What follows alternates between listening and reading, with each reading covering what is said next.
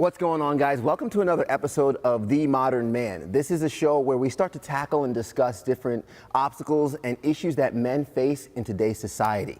Joining me today, the usual suspects, Tyler Harris, Charles Russ in the building, and with us today, special guest, Darian Blue. Man, what's going on with you? What's up, man? Glad to be here, man. Yeah, glad to have you, man. And we're going to jump right into the topic. Today's topic, we're going to tackle talking about emotions and affection among men, especially in today's world with social media and everything really kind of being out in public. We know how difficult it could be for men to really feel their emotions and express their emotions.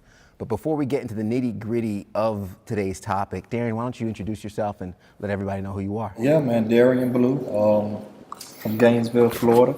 I like to tell people I was Florida born, Florida bred. When I die, I'll be Florida dead. But glad to be here, man, in Greenville, South Carolina. Greenville been good to me, man.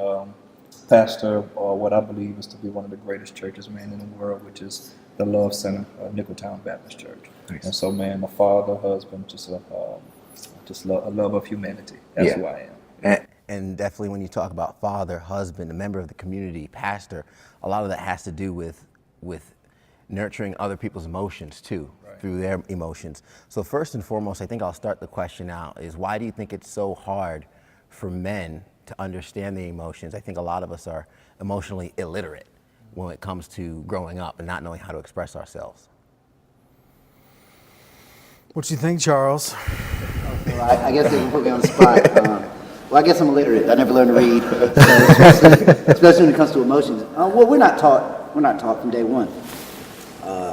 We're a sports community, for instance, and sports is based on toughness, being tough, not being emotional, making good decisions, and even as we're trying to talk about emotions, it does have a negative aspect at times. Emotional decisions, we all know, can be some of the worst decisions you make. So there's a lot. I think those are things that come to the forefront when you first start teaching younger men about emotions, and then that dulls the expression of emotion. Where we typically shake hands, ladies hug. Yeah. And even if we do hug, it's elbow. Yeah, that's it, man. That's good. So it's not the society that we've been raised in. Men are also supposed to be a cornerstone. You're supposed to be a rock, a foundation, and that showing of vulnerability, as some people call it, may to others feel like showing weakness, which you don't want to show when you're expecting others, your family being others in that case, or your community to follow you and to follow your lead. It's the negative connotation that weakness has had, or vulnerability, if you want to call it, in our society. Yeah. I think mastering your emotions is a very, very difficult process, certainly.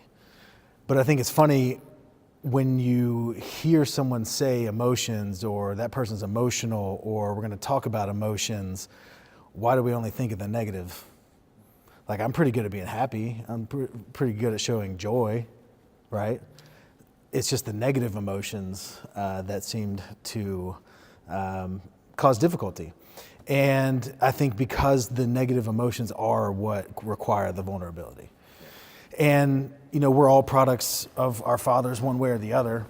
And, a lot of that's going to be in how we're raised. And typically, our parents' generation, they didn't show a lot of emotions.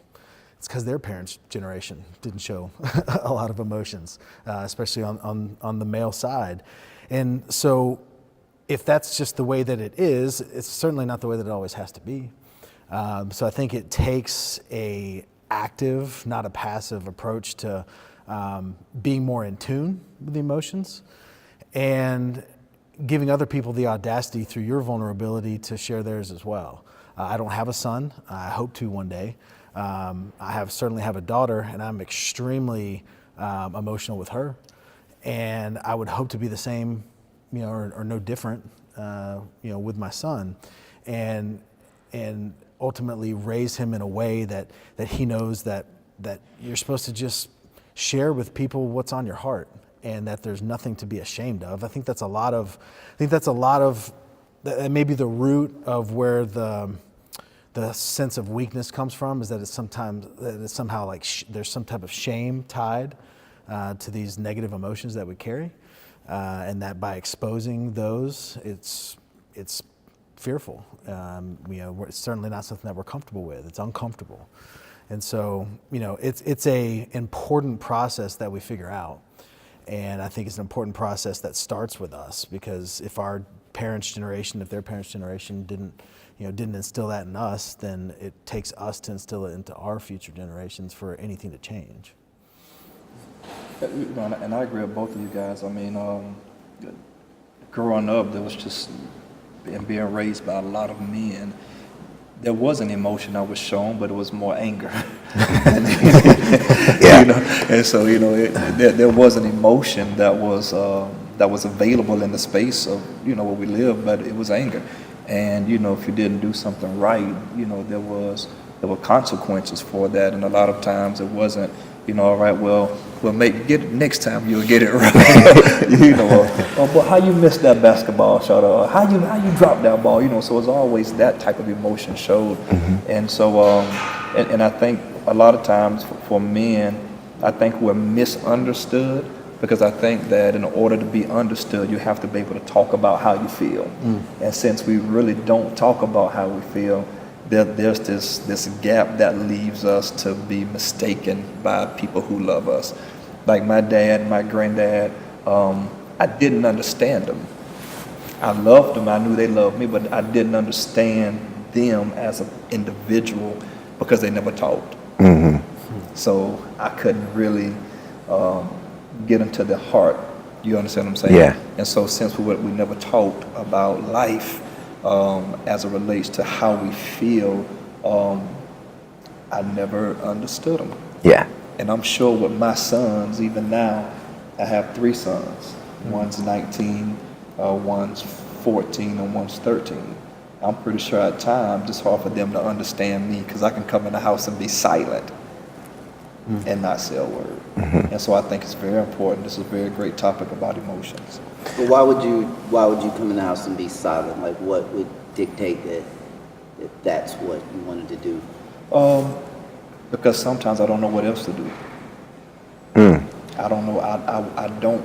At times I don't know how to walk in the house and express to my sons or my daughters how hard of a day I've had, or my frustrations, or what I'm feeling, or or even there are times, if I can be totally transparent, there are times where they want to talk to me about their day, and sometimes I don't know how to turn off,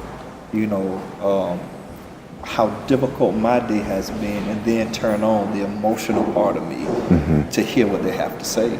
And so I think there's work to be done. Yeah. Ted, I think I shared it with you because TD Jakes has a great video about it and a great example. It's like when you're a little boy, you're taught what does a little boy do when he gets in trouble? He runs in his room with his toys. Yeah. So as men, that's kind of like the way we develop emotionally. It's you repress, you run in your room with all your toys, and you don't share. But then we don't mature in the same way that women do emotionally, because we just don't. Because our answer is you revert to what you know.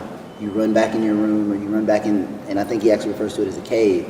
He hides in his cave with his toys. He goes back in his man cave alone and doesn't speak on it. So there's definitely some truth to it, and it does. I think it comes from day one being taught that that's the way, that this is how we deal with things. Yeah. And what I liked about all your answers and kind of bringing it all together, where I loved how, Tyler, you were mentioning how emotion in itself doesn't have to be negative. Sure. And Darren, you're mentioning being understood or understanding somebody. I think as men, a lot of times our emotional palette is kind of summed up in 2. I'm either happy or I'm mad, and there's nothing in between. But there's a plethora of emotions, different emotions, and we might be feeling them for a certain reason. And I think at the end of the day, for a man, being disappointed, being upset about not reaching a certain goal or something, all falls into the category of mad. So somebody might be mad, but you don't understand why. And they can't express the emotion in terms of, this is more disappointment, not anger. Do you think that growing up in the world where it's like, hey, big boys don't cry, or maybe we've been in an environment, I'm sure each one of us has been in an environment growing up where we started to show emotion and the immediate surroundings shut us down. And because of that, we've learned that, okay, from now on, the way I show this emotion is going to be more aggressive. I'm going to show this emotion in an aggressive way. And do you think that's why we kind of just sum it up in just to 2 categories and don't have more categories to understand? I think it's interesting that any repressed negative emotion more than likely is going to turn to anger at some point. Mm-hmm. And so what was initially felt as disappointment or felt as inadequacy or felt as sadness, when repressed over time and forced to be kept inside, is ultimately going to come out as anger. And I think that speaks to the importance of being able to share these things as you're feeling them, as you're going through them. But I don't know what that looks like. Like in your example, I don't know the right way to show my son or daughter how to go through those emotions. You know, if I was upset, if I was disappointed with something that happened at work, how to properly be able to express those emotions and in a way that they could understand. And I don't know what the answer in that is, but I know that bottling it in and sweeping it under the rug, and that's not the right answer. So if we know that the right answer is to show it and to express it, then it's, how do we do that? How do we do that in a way that's not just, dad came home and dad's in one of his moods, or dad's, going through some stuff, but does it in a way that's also, somewhat almost educational. Like, hey, here's what happened today. I'm upset about it. But you know what, that's okay. Like, I'm going to get over that. Tell me about your day, kind of like switching it back to be able to express it in some way, but then to be able to flip it and show them that, like, hey, today was disappointing, today was frustrating, but today's not over. And the fact that I just saw you when I walked in the door just instantly changed my mood and my emotions just by seeing your face. And tell me here about your day. And yeah, I don't know what that looks like. I don't know how that plays out, but I know that it's an important, it's got to be an important process to making sure that we're not bottling this stuff up and letting it turn into anger. The way I express myself comes off angry a lot. When I'm disappointed, I'm angry. When I'm sad, I'm angry. When I'm angry, I'm angry. But that's the way it always comes off. Sure. Because, like you said, it's either no or go. I only know one way to express it. And I think some of that may come from being I think we're all kind of motivated in our own way to do our thing, being results-driven people. Disappointment has never gotten me a result. Hey, I'm disappointed. It's never gotten me the result that I was seeking. And maybe that's my fault for holding on to earlier examples in life of where that being disappointed with the way I was treated or the way someone else performed does nothing for me. I'm hoping that changes now.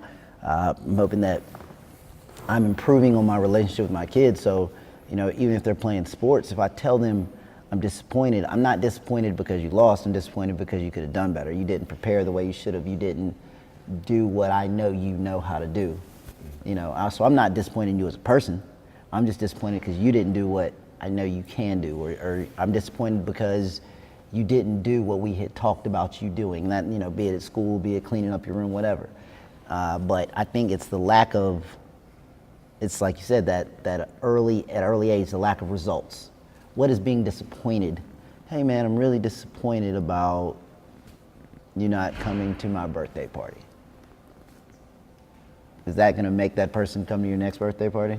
Is that gonna make them show up? Hey man, I'm really sad that we're not friends, or we're not doing things that I would like to see. Even in a conversation with someone you're in a relationship with, a female that you're in a relationship, when you tell them you're disappointed, what do you get back? You get that look, or they go into defense mode with you. So it's like, okay, what is the utility? Because I get rid of all things of no value. Yeah. Mm-hmm. What is the utility in being disappointed?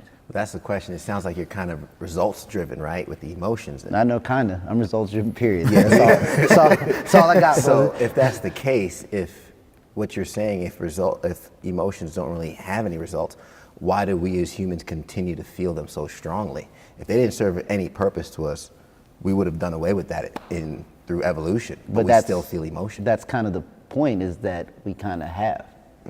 I think that's what we're saying, is that we've slowly done away with all of that The stuff. expression of it. Yeah, especially the expression, because I don't think you control what goes on in your gut. You can't control that. But the expression of it, like we're talking about with our parents and our grandparents, literally what Darren was saying, we did do away with it. Because what's the utility? What's the point of me being downtrodden when I just need to get it done? Because the entrepreneurial mindset that we've all got. See, I must be right, because Tyler's giving me the head nod. When you get this, Oh yeah. ladies and gentlemen, when you get this, You know what's up. you're on to something. But in all seriousness, like, what is the utility? And as much as I'm playing devil's advocate, I'm begging the question, like, on the other side of being an entrepreneur, well, I'm disappointed in that. So, let's go. Let's get it done. And those are the people that we've become. So are we saying that we shouldn't have ever became those people? Well, I'd like to throw out that idea then in terms of maybe the emotions are something to be learned from.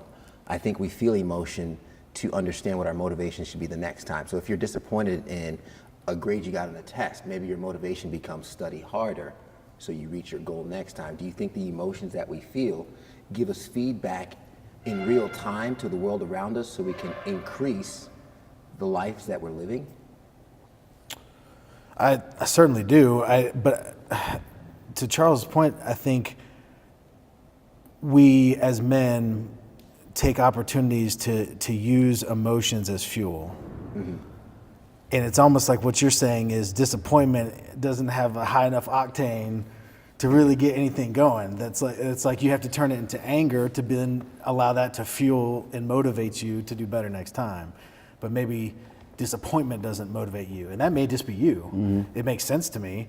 But I can think back to times, you get to that certain age where all of a sudden, your dad goes from angry to that one time where he says, "I'm really disappointed in you," and it just cuts you at your absolute core. I don't know what age that was for me, but I remember one time he was like, "If you weren't going to do it, you should have just told me you weren't going to do it. I'm extremely disappointed." And I was like, I just want a spanking. Like, I just want to get beat. I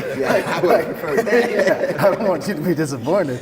Yeah, true. But so in that moment, that disappointment fueled me, not to ever do whatever it was that I did again or didn't do. So I think maybe each person's different as far as what emotions are enough fuel for them to be able to use that for something good. And for you, it may be that disappointment side or the frustrated side, it needs to get to a high enough level to where it can really start amping things up. Well, and Darren, I got to get your thought on it, but I want to make kind of a separation here. Sure. There's emotions about myself, but there's emotions about other people. So really, when I was talking about this, being disappointed in myself, that does it. I guess it may manifest as anger, but disappointing myself will get me. It's rocket fuel. Okay. I will never disappoint myself again. Okay. See, I'm already getting amped up because that's my style. But like I said, if you think back to what I was saying, like, well, you didn't come to my birthday party, or you didn't even remember my birthday, so now I'm disappointed. That's a disappointment with someone else. It's nothing I did, or that goes into all kind of psychological. Was that my fault? They didn't remember my birthday. I don't think we're going there. But it's that disappointment with someone else. Yeah. Starts to be like, this is a waste of time. Why be disappointed? Whatever. If I'm disappointed in myself, and that's, I think we're kind of moving towards that conversation. So should I say, Ted, man, I'm real disappointed in myself. I said right now I'm doing a 40-day fast, church fast. Today is day 21. Good. But so if I have a drink, it's on the fast, no drinking. So if I have a drink, I would 100% disappoint myself. So should I go to Ted and be like, man, I'm really disappointed in myself? Or should I just knuckle up and take care of it? Like, what's the correct modern man? Is there a correct modern man? I think you said something very key right there. You said that if you were disappointed in yourself, should you go to Ted or should you knuckle up, right? And I think that's the value of emotions sometimes, that emotions have a tendency to connect us all together, right? If you take and if any women are watching, I hope this isn't offensive, but when you see women together, I mean, they go to the bathroom together and they come out and they're just, they happy, you know what I mean? And if this is a group of women and one was here crying, then all of them will probably need tissue because it's that emotional piece, Yeah. that kind of breeds sisterhood for them. But for us, one to come over there and they'll console each other, and it's the emotions that bring the bond. But with men, if Ted was crying, I'm just like, it'll be all right, Ted. You know what I mean? You good? And in my head, I'm thinking like, man, what you crying for? Yeah. And so I think there's a bond that can be built with emotions, but as men, we just don't know in full, or have not yet mastered that brotherhood as it relates to those type of emotions that can bring us together. We play football or basketball or something, or even at Catalyst lifting weights. I think there's an emotional bond there. I see Charles, and I get emotional when I see him because my back arms don't look like his. Yeah. My back arms like Charles. But that's kind of the question, though. Are we supposed to do that? Well, that's as the role in society. Are we supposed to do that? Yeah. Are we supposed to bring us together? Do I need to be emotional? I'm a leader, so constant expression of. And weakness is a horrible word. Words have connotations. Weakness just has a horrible connotation. So we've kind of moved on to saying vulnerability, but they're kind of almost the same word. They are the same. I mean, they have almost the same definition. Is the constant show of vulnerability make you less of? Because even if you look in nature, who's the leader of the pack? It's the strongest, most ferocious, toughest one out there. And we are at the end of the day, at the core of us, we're animals. And do we lose that ability? I'm just looking for a reason why emotion is so repressed, number one. But we do bond through emotions, but I don't think it's those same emotions that women bond through. I bond with people that I go through things with. That's why sports bond us. If we win a championship at the last second, we beat this team that was so great, and it's us forming one team, we have a bond. Like, we're gonna have that 30-year reunion. Beers, high fives. Now, somebody may cry at that reunion too, because maybe we were 5 on our team and the 5th guy passed away. Oh, you telling me we ain't gonna cry a little bit? Oh, we are, because our center's gone. Because ain't none of us that tall, man. I don't know. So our center passed away. That's gonna be the emotional, and it is an emotional bond. But as far as just the constant expression of it, I by no means am good at this. I'm probably the worst here. I'd be willing to guarantee I am. My girlfriend will 100% tell you I'm the worst. Yeah. Well, I like where this conversation is going. That's the perfect segue into the second portion of emotions, because you mentioned how emotions can bond us, right? And a lot of times, like, there's a study done when you talk to married men, more so than not, when they're depressed or having hard times, their go-to is their wives. You talk to women, only about 30% say their husband. Women have a network of friends to support them through emotional distress, where men are lacking that. Now, not saying that one relates to the other, but if you look at the suicide rate amongst men, it's a lot higher, because are they lacking that emotional support? A lot of the bonds I feel with you guys and other friends of mine is we sweat together, we went through pain together, we went through hard times together. And that's one bond. I don't think I have any strong bond with someone through hardship, through depression, through crying or anything like that would bond me with another man. And is that an issue that we're having? I think, to your first point on the marriage piece, I agree 100% that there's a strong correlation there. That your wife's job should not be to be your wife and your emotional backboard for everything that you're going through, that you need another male in your life that you can have these conversations with, and that you can be vulnerable with. And I'll challenge you on your definition of vulnerability. If we're looking at the definition of vulnerability as like, here's a piece of armor and there's a vulnerability right here, yes, I would say that is the same as weakness, but I would view vulnerability in this way as strength, ultimate strength. in the being able to show emotion. Because if you had somebody come up on stage that was vulnerable, you would say that person's being courageous. But we all look at vulnerability and we say, oh, that person, it's a sign of weakness. It's the ultimate form of strength. And to me, the ability to use your emotions, if we are on a team and we have a coach come out here and this coach were to try to, rally us to go into the second half when we're down, down in the score, if he were to come out here and use emotions and get emotional, like those are the things that are going to pull like our insides out. Those are the things that are going to like absolutely get us going and to me drive me way more than a coach that just comes running out here all angry and says, go get him, like one that like really pulls on my heartstrings. And to me, I'm going to look at that person as insanely strong for showing emotions. But I think it is a problem in that, we're sitting here talking about it and we don't have any idea how to do it. And so it's all about this idea of creating space. And I think, we've all hopefully got somebody that we can have these type of conversations with. And I think it's vital. And it doesn't need to be our spouses. It doesn't need to be our significant others. Relationships are hard enough without that person having to also be your emotional support. It's not fair to them, quite frankly.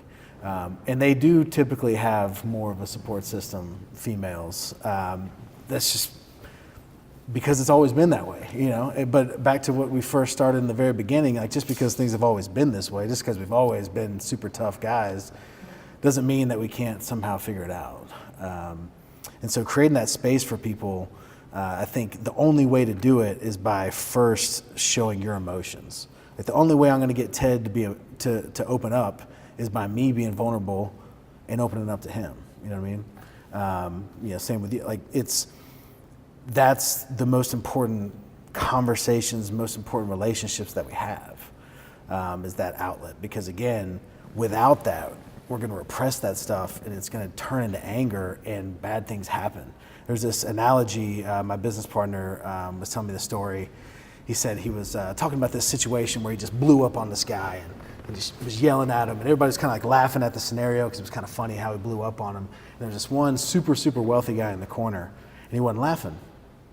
And my business partner Joseph said, why aren't you laughing? Like, it's funny. It's funny what I said to that guy when I blew up. He's like, it's not funny. And he said he took this glass, and the glass was full of water, and he said he started shaking the glass like this. Water started like getting out a little bit on the table, and he started shaking a little more and started flying everywhere. And he said, why did water come out of that glass? He's like, obviously because you shook it. He's like, no, wrong. Water came out of that glass because water was in it. Mm-hmm. You blew up on that guy and you were angry with that guy because you had anger inside of you. And so it's this reality that as we bottle these emotions up and they do turn into anger, that it's going to come out eventually on somebody, a girlfriend, a wife, a kid,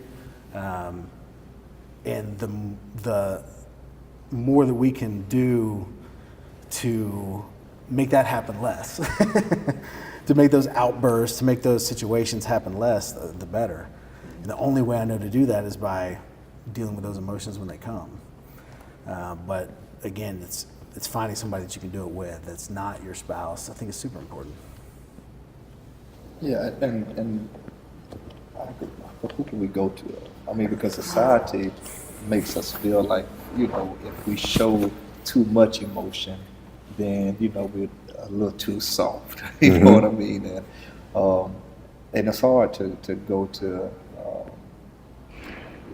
I speak personally, it's hard for me to go to anybody I grew up with and be like, hey man, I want to talk about something. They go like, man, what you talk about? They're gonna tell me, man up, just man up, and that's pretty much the end of the conversation. Yeah. It's kind of the definition, man up. Like that's the problem right there. Don't talk about it, just fix it. Kind of like what Charles said. Like don't talk about it, just fix it. But I agree with you that there has to be somebody for us to talk to, because I know personally what it feels like to have these emotions bottled up.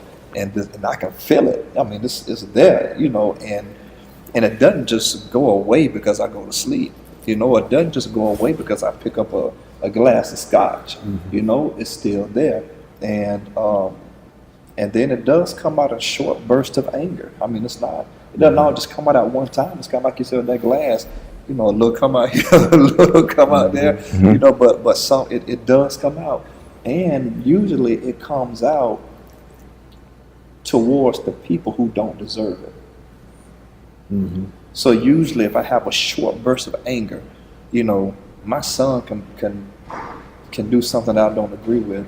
But since I never got, you know, healed emotionally from something that happened 5 years ago, and that water is in here, now I'm yelling at him, you know, and going in on him for about 3 or 4 minutes, that's all. But I've broken him in them 3 or 4 minutes because I didn't get healed over here, didn't have anybody to talk to about it here, and that water came out to somebody who doesn't need me to talk to them like that, but they need me to embrace them and love them. And I gave them anger, and I didn't give them love. Which then further breeds into the misunderstanding. Breeds into the misunderstanding. Well, he said the key words, someone who needs them to embrace and love. Because one thing I will say that, well, as far as me projecting, there's two sides, there's projecting and receiving. Really bad at projecting. Like, I'm not gonna tell you how I feel, I'm just not, because I don't want to. If you just want me to be blunt, I don't want to, but I'll listen to you. And I won't make you feel any lesser for telling me anything. I will ask you, you know, and you have to get to know who you're talking to. A big problem with men and women is women talking, I want to give you a solution. Well, this is this, and this is this. Like my girlfriend will be telling me what's going on with business at work. I'm like, well, we need to do this. So when we do this sales spreadsheet and run these numbers, and then she's like, shut up. I just want to talk. I just want to say what I want to say to you. I want to tell you what's going on, and I just want you to take it in. So, you know, so I've learned there, you know, don't be a problem solver, just be a sponge, soak it up. And, you know, if they want your opinion, they'll ask you, well, what do you think about that? What do you think about this? But becoming a person that someone knows they can talk to. Like literally becoming a person that they know when they call you. I've got several young guys that I talk to that'll reach out to me about stuff, and I'm not gonna give them, I'm not a very soft person. No, I'm not gonna tell you, if you're doing something wrong and it is your fault, I will let you know. And that's now the other side of this, I've seen people take this thing too far and just be like, oh no, everything's okay. No, it's not okay. People need to know when something's wrong or when they're not putting in enough effort or when they're making emotional decisions which aren't gonna be good for their long-term well-being. They need to be, you know, someone needs to be able to tell you, well, look, I understand what you're saying, I understand why you did it, but that was a very emotional decision. Here's what you should have, here's all the things you should have thought about before that. But I've created that space for them. I'm working on creating it for myself. I'm get there, maybe. But creating that space where someone is willing, and that actually will, you know, like you said, once it happens, then I'm on the other side of that coin you talk about, well, I've been emotional. So these guys have talked to me about things because they could just tell. I'm real comfortable talking to him. He just doesn't, you know, he lets me know I can talk to him about anything. So now you start to get that back and forth where, you know, because the best thing you can do with someone a lot of times is give them an example from your own life. And then they feel way more comfortable. I'm in the situation with a girlfriend. Well, I had a girlfriend X number, you know, years ago, and it's the same thing. Here's what I felt, here's what I dealt with. So then you're establishing that connection. So I think one thing we can all work on is being a receptor. And by doing that for someone else, by letting people know in conversation and what you're doing that they can talk to you, that will start to open you up to talk to them and to talk to other people. But I don't think that we as men, like you said, your friends will say, man up. Don't say man up. Like we need to teach ourselves to, when another man comes to you with something, to, oh yeah, man, let's sit down and talk about it. Well, what's going on, you know? Like if me and Ted were talking about something emotional, funny part is we'd probably be sitting exactly where we're sitting now, instead of me sitting next to him on the couch. I'd be like, so, what's up, Ted? You know, just talk from over there, buddy, and you know, Yeah. But slide the tissue across the table. But it's a start. Yeah. It's a start. So it's creating comfort. I think creating comfort for other people will eventually lead us to be able to talk more, because we're listening to them, we're hearing this over and over, and we're saying, okay, well, they're doing it. Now I can be comfortable doing it. So what you're saying, becoming a safe place Yeah. for other men. Yeah. How do we individually become a safe place for other men? Yeah, I think that's what we have to start to do. And there's not a manual, there's not a book on it, but by us, just, it's your presence. It's when you have conversations, are you reaching out to people and helping them with their problems, even when they may not be looking for it, but you hear them and they're kind of discussing the problem. And well, if you want some help, let me know. I can talk to you about it. I think it's also situational awareness, kind of even being like, hey man, you all right?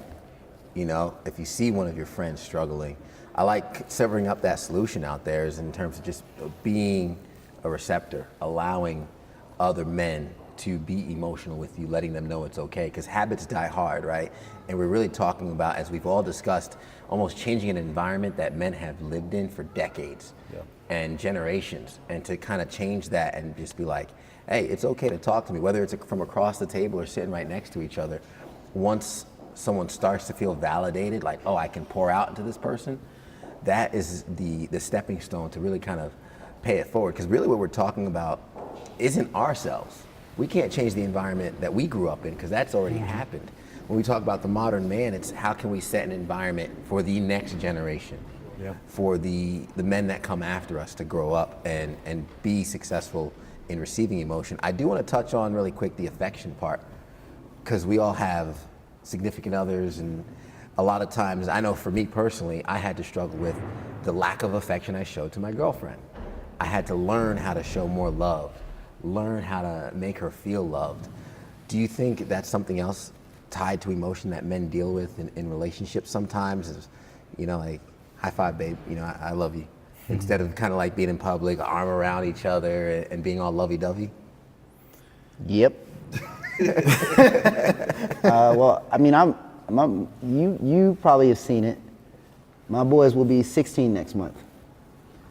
When they first they go to church with me, and we have a 5 to 10 minute moment where we go around, you walk around, you talk to everybody, and they hug you. It was very awkward to them at first. They were like, "Dad, why everybody hugging me?" But they've gotten used to it, and now they talk to people, and they're, hey, how you doing? How you doing? How you doing? And so that's helping. But we weren't raised like that. At a certain point, I don't know what age is, you stop kissing your dad. I don't want my kids to kiss me, so if y'all watch, no, don't do that. But at a certain point, we go from the little kiss on the forehead, kiss on the cheek, and it almost becomes, then that manhood kicks in. It almost feels degrading, like if you get kissed on the forehead, you're like, man, don't do that. The pat on the head, which was so cool when you were 5, when I start rubbing you on the head and you're 15, Dad, don't get your head off the top of my head, man. Like, why are you doing that to me? It's the change. It's like the man change, and maybe some of it's testosterone and hormones. Sure. But I will say that there's a definite, I see it, and I get to see it because I'm watching them.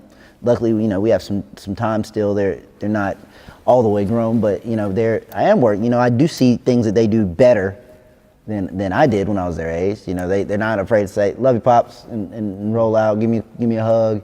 I think me and my dad only high-fived for about 12 years straight. Just hey, so that's all we had. So it is something to watch and look for, man. And it's very weird how you'll have the exact same relationship with a boy and a girl until they're about 3-4 years old, and then it starts to taper off and become very different. I think a lot of it has to do with the modeling that you had in your household growing up. How affectionate your parents were is definitely going to play a role. And then we've got our love languages, right? So, some people just physical touch isn't their thing, and that's fine. Most men, that are on the physical touch side, but some aren't. And I think it's a super important process to go through to figure out what your partner, what your spouse's love language is, because there's nothing more frustrating than you thinking that you're feeding them and that you're loving them and that you're supporting them and showing them your love, but they're not receiving it at all. That's worse than not doing it at all. And so understanding like what does make my wife feel loved? Is it acts of service? Is it words of affirmation? Is it quality time? Or is it physical touch? That's extremely important. Make sure that you guys are speaking the same language. And most couples I don't think are usually the same. You're usually going to be different. And so to make sure that they're consciously feeding one another in the way that they like to be fed is super important. And there's nothing there's nothing wrong with being strategic. I think a lot of people, like when I go through this process of coaching our agents, we talk about this a lot with relationships.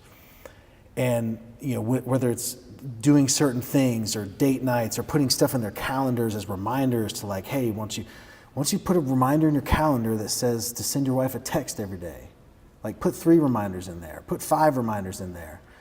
And sometimes you get this pushback, well, I mean, if she knows these reminders are in there, like, isn't she gonna be like, oh, well, it means less? No, she's gonna get the text from you and she's gonna be happy. Like the idea that you put these accountability, structures in place to make sure you're expressing these emotions the right way and being affectionate in the right way, there's nothing wrong with that. It's just we're men. Like we require extra assistance to be able to handle this whole love thing, and I don't think there's anything wrong with that. For a while, one of mine was FaceTiming my wife on the phone because I traveled so much and we would talk on the phone, but it's something different about seeing their face. And I would put 3 alerts in my calendar for every single day, and it would almost every time be the 3rd one that I'd do it, but I'd still do it. And it meant a lot to her, and it meant a lot to me to be able to spend that time together. So I think the key to the showing affection is making sure that you guys are on the same page as far as like what affection they want to receive. Because if you're going to go through that effort of being affectionate, you want to make sure at the very least that they're getting something from it. Like you're not being affectionate for you, you're being affectionate for them. So you want to make sure that they're being filled up by it.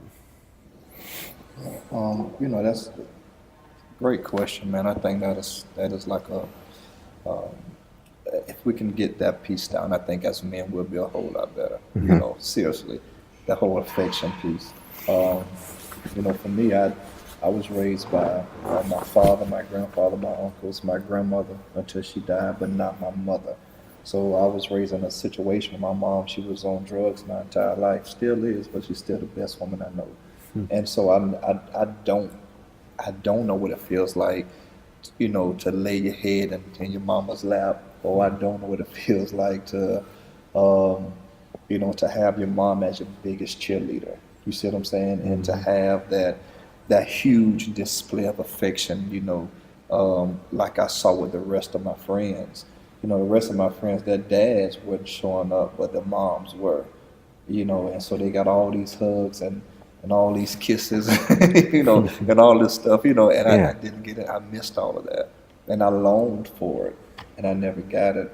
And so what I did get was just what we were talking about earlier, just the different type of emotional anger piece or the instruction piece, right? So I got either instruction or it's anger, instruction or anger, and that was it. But it was never, hey baby, how you doing? Hey, how are you? You hungry, but you ready to eat, baby? It was like food on the table, come on eat. You eat, and then you go back and do what you was doing, And so because of that, for me personally, when I got married, I struggled so much, and my wife, I take full responsibility for it. We were separated for years, and a lot of it had to do with because of my inability to show emotions or affection to her in the way that she needed it, right? And so I thought that because I was paying the bills and because, the lights never got cut off, and you want that sofa, go get the sofa, you know what I mean? And so I'm thinking that I'm doing everything a man is supposed to do, but there's another element that was missing, and that other element was she wanted me to tell her that I love her. And she wanted me for her to come next to me, and she'll lay up under my arm and I hold her. She wanted me to not just take her to the nail salon and get her feet done, but she wanted me to rub her feet sometimes. I ain't know how to do that stuff. To me, and it's not that I didn't want to. Yeah. And even to this day, I still feel uncomfortable. If she puts her foot on mine, I'm like, you know what I mean? Like I got a point because I'm just so tempted just to do it's cool together because I just never had that. I never had that show of affection, and it also translated like that with my children as well. I'm just getting to the point now to where I could kiss my boys on the forehead. You know, and I got a 19-year-old son who's 6'7". Imagine that. You know, a 6'7" college basketball player. You know, and now for the past 2 years, I've been able to kiss him on his forehead, and he like, you know, I had to kiss him when he's sitting down. So like, Daddy, like you said, like, don't do that. You know, and so when he around his teammates, I go to Daytona, and he around his teammates, you know, he try to keep his distance because you know I grab him and kick because it feels good now. You know. But my younger boys, here's what I'm learning to do with them, is all the mistakes I made with my 19-year-old son, and I can't take any of them back. I wish I could. Only thing I can do now is do better and have a better relationship with him. I wish to God I can take some of those days and years and seconds and moments back. I can't. So what I can do is with my sons now, I can learn from those mistakes and become more affectionate with my babies now. And so what I do now is every single day, they hear me tell them I love them, and they hear me tell them how proud I am of them, and I kiss them, you know, on their forehead, and we still do the, you know, the dap, you know, and we got our own little handshakes and all kind of stuff like that. So I mean, it means a lot to me, but I'm still a work in progress. And I think that if we can get that affection piece down and understand that to be affectionate doesn't mean that we're soft. But I think being affectionate is helping us to be understood. Have you ever had this conversation with them or with your wife? The conversation around the way you grew up and the things that you didn't have emotionally and the things that you did have. Have you ever had that conversation with them? I've had it with my wife. Yeah. Yeah, but you know. Yeah. To her, that's not an excuse. You know, like she's, you know. I think you made a good point, and I'm just going to translate it just a little bit. I think that when we love people, I think we have to love them the way they need to be loved and not the way we want to love them. And I think that's what I was doing. I used to give what I thought they needed, and what I think they need may not be what they need. And so I had to go back to the drawing board and love them the way they need to be loved. And sometimes loving them the way they need to be loved is a huge sacrifice, because it's a giving of, I have to strip so much of myself away to give them what they need, because what they need requires something that I'm just not used to giving. Yeah. And so there's a lot of stripping away and a lot of just, you know, denying myself to be all I can be for them. But I've had it with my wife, but I haven't had it with my kids. It just seems like with your wife, certainly, but with the kids as well, it just seems like it's such a powerful thing for them to understand. Like, this is what life was like when I was your age. This is what I not dealt with, but this is the way I received love, or didn't receive love, or didn't feel love. And it almost makes it to where those seemingly insignificant expressions of love from you, all of a sudden become significant to them, because they know that it's not natural, that they know that it's not just something that you've been doing always because it was done for you. Like when they know that my dad's doing something right now because he's expressing this to me because he loves me that much, not because it's just what his dad did for him and his dad did for him. To me, it makes it even that much more special. And with your wife as well, for her to know that, you know, I'm going to lay up on you, I'm going to rub your feet, like that this is so not me, but I'm doing it anyways, which is like the ultimate expression of love. I think there's a lot of power in that. But the conversation that you're already having, like the stuff that you just said that you're doing with your kids, is already incredible. And I think maybe not a conversation with them, but maybe one with your oldest, because I could sense in you that there's some regret there. But for your oldest to really understand that your intent was right, you just didn't know how to show it. And that now I understand more, and I want to make up for lost time. You know, it's powerful. It's really powerful.